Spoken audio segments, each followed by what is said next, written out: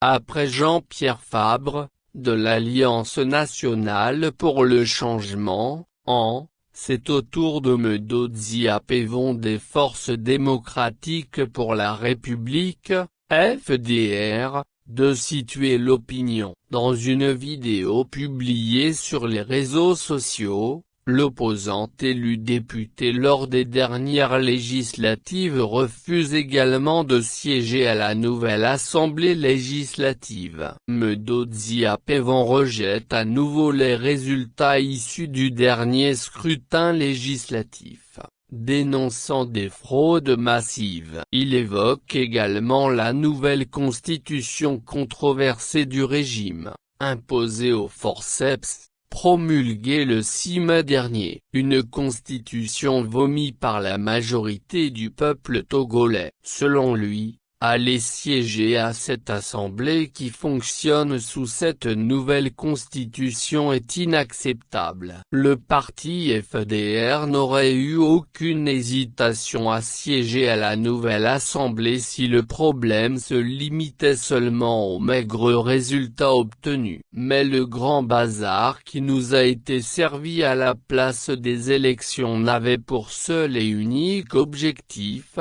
pour les tenants du pouvoir, de se donner le nombre de députés nécessaires pour parachever la rocambolesque initiative de changement de constitution, entamée dans des conditions scabreuses. La présence de 5 députés de l'opposition à cette Assemblée nationale est une caution dont le régime a besoin pour servir de vernis démocratique. Mais derrière ce besoin de leur faire jouer le rôle d'opposition parlementaire aux côtés d'une majorité écrasante se cache un piège.